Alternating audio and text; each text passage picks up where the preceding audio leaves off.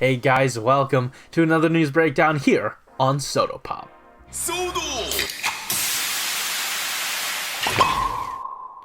Alright, as always, I'm your host, Frozen Stratos, and today the Soto news blog thing is back. So we're going to be covering that, but we've got a little bit of CHODO Ultraman, and then some American Soto Kamen Rider news. Yeah, so if you didn't hear, Tamashii Nations is releasing the 1.5 CSM driver, or Bluefin is. Here in the US, they're importing that premium Bandai item. Now, what does this have to do with Soto? Well, on Twitter, B-Hawk or at Blackhawk Omega had alerted us on Twitter that Amazon has a listing for the Tamashii Nations Chronicle double set, and it's the first one of this sort of second wave of premium items. So it's the axles and the skull figure. It's $60. This is pretty much retail price as compared to the premium Bandai site. Now, this one ships out in March as opposed to December, and maybe that lends credence to this being, well, obviously I pre-ordered too, because I think this is official, and the CSM 1.5 as well as some other drivers coming to the US, those are confirmed to be second runs, like reissues rather, and this seems like it might be a duplicate run of the premium item that already went up in Japan. Not much is known about this really, but again, I pre-ordered too, because obviously I need that second skull for Skull Crystal, but that's neither here nor there. Yeah, this is wild. This is a premium item on Amazon, the American Amazon account. I don't know what to think of this. I'm excited for what this could mean. And, you know, I am hesitant to say, hey, you should buy this, hey, you should support it. But at least for me, it's pointing to this being official. Again, do, you know, keep in mind that there is a probable risk, but here's the thing, it's Amazon. If things go south, they'll probably refund you, and that's really the worst that could probably happen. So, if you want to support Soto, if you were priced out by, you know, your standard middleman services, then this is really the only option. Sure, you get it like 3 months later, but you get it for $60.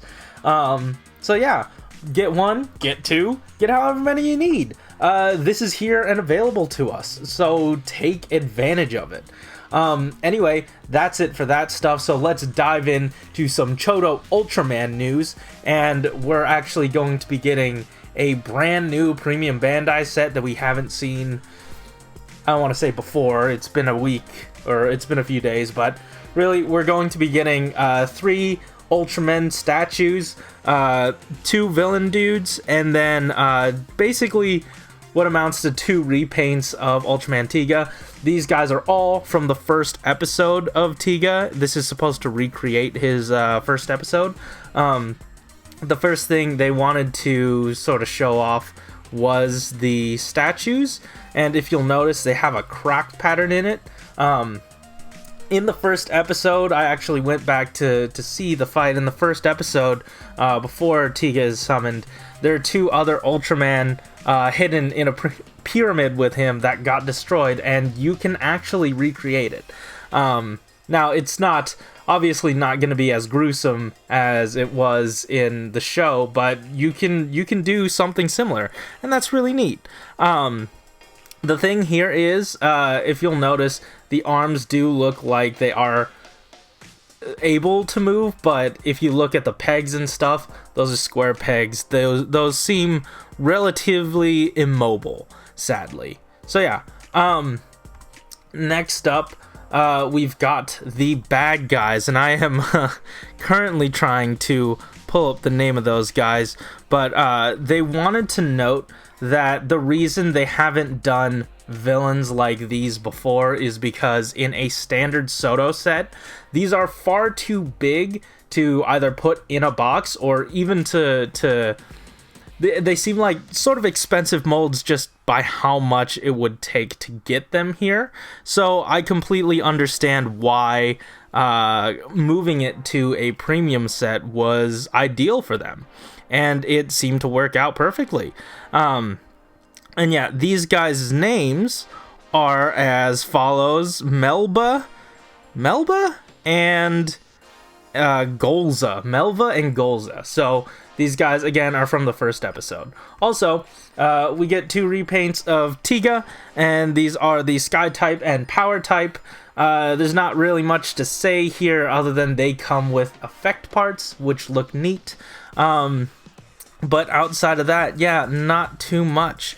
So they also wanted to note that, yeah, it's been a lot of Tiga recently. They understand that, and they did say that if these sell well, if these next few premium Bandai sets sell well, then there will be a possibility for more Ultramen down the line in a premium capacity. This does retail for 6,600 yen, 6,600 yen. But sadly, what this tells me is like, or what I'm speculating, so take this with a grain of salt, but it doesn't seem like CHODO is doing well if premium is the only way that they are sustaining themselves. I'm not sure. We don't have any information of any more CHODO releases, but we seldom get CHODO information anyway, so maybe this is just par for the course, especially for the retail line as well. So we'll see going forward what all this means. Maybe the premium just means, hey, if you want more specialized sets, then premium is definitely something to support. Anyways, that's it for CHODO. Let's move on to this very lengthy CHODO blog post, and it's all about Kamen Rider Valkyrie, specifically the Lightning Hornet form.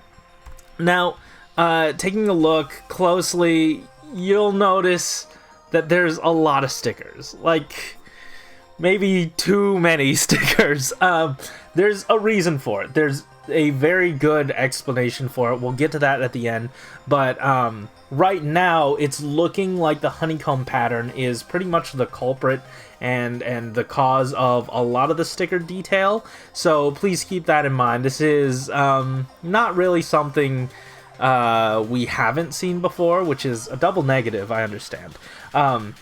But we've seen this with Rushing Cheetah, how they could not replicate the triangle cheetah spots. So, this is just how it has to be, at least for this honeycomb pattern.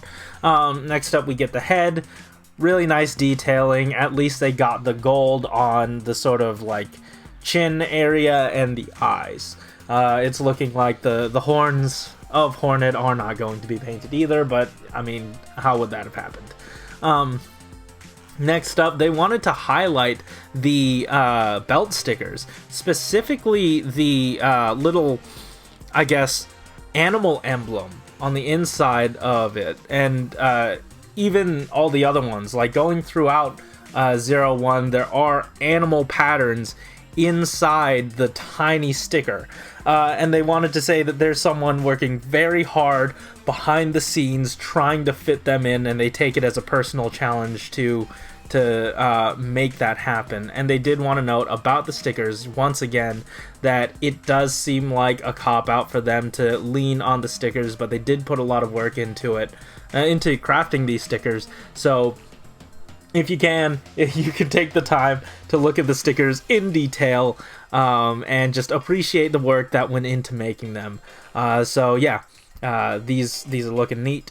Next up, we have the attach shotgun, and yes, don't worry, the meat's all here. Both sides are molded. There's no empty vats. This looks really good. Along with this gun, we have a set of fists that are not the right color for Valkyrie, but you can use it nonetheless with Valkyrie, and it's curved to make it, a shooty gun angle. So that's nice. It works better with Vulcan though, so keep that in mind as well. Next up, we have the full wave layout, and they want to note here, there's a lot of blue, and there's good reason for it, because, oh, and on top of that, the leg on the shin and the sort of forearm, those all have to be sort of not repainted, but they have to have detail over them. So because of that, the shin is actually molded in blue and painted over white with the silver kneecap, and I feel like that took up a lot of the paint detail rather than it being stickers. So that, you know, again, lends credence to why we don't have a lot of sort of paint budget left for the rest of Valkyrie. Yeah, like I said, all of this is going to be molded in blue. Well, for the most part, it's going to be molded in blue. And they really just had to make that decision based off of the amount of blue that was being used in the mold itself. And even side by side with Rushing Cheetah, you're getting so much more stuff in there, so many more like little bits and pieces that, you know, obviously you're getting more plastic out of this. You're getting way more stuff, way more volume. So it makes sense that even the large swaths of gold that could have been done in paint, like the shoulders or even bits of the chest, bits of the forearm, that's probably why we're not getting a lot of gold paint. So when you're looking at this figure and seeing all the stickers, please keep in mind that you're getting a lot here, and the molding was very difficult, especially trying to put this figure together, and that's why we are getting the product that we are getting. So yeah, just be nice, keep it in mind. Like, I know it sucks, but this is just the reality that we have to live in with this retail set. Yeah, and we're getting a lot for it, so, you know, thank you so much to the CHODO people. Anyway, he started this brand new segment as well toward the end of the blog, where he talks about all the incoming survey information, what people are saying. There are some frequently asked questions, and this is where he decides to answer them. He's bringing in a new segment he likes to call GMan Gives You Good Answers Gently, or Project G4. So that's neat.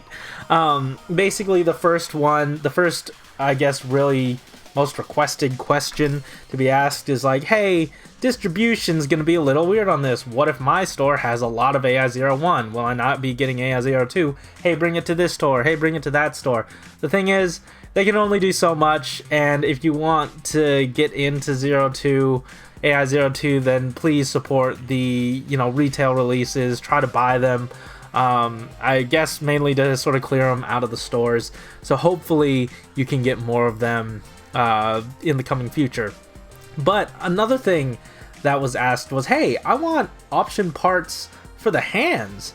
And he said, hey, we're already working on them. I can't tell you what set these are in, but it's fine if we show you these. So he basically just showed off some option hands for 01, and they look fantastic. It's weird that there are already production images, like, you know, these really nice production images out for this stuff already, but yeah, this is incredible. I'm so grateful that we got these. This is so cool. And yeah, that's basically it for that. He ended the blog by saying, hey, next week we're doing O's, and I hope you didn't forget that Gatakiri Ba picture with a whole group of them about to kick Den-O, or another Den-O, because maybe that might actually happen for real soon. So that's neat. Cool. I'm into it. Anyways, guys, that's it for the CHODO blog this week and all the other candy toy news that happened. Sure, there was some mini plot news, but not too well versed in it, and I don't care. It's not figures, as long as it's like Yudo and Shodo and stuff. Yeah. So that's it, guys. Thanks for watching. If you like this episode, hit that like button and subscribe if you want to hear more from us each week. Tell me in the comments down below what you thought about all this news. And yeah, just let me know what you think about all the Amazon stuff. That's what I'm really interested in, and I want your guys' input on it. All the links to everything are in the description down below if you want to see the pictures in better view or want to sort of do your own research. Anyways, guys, thanks for watching. Keep it juicy.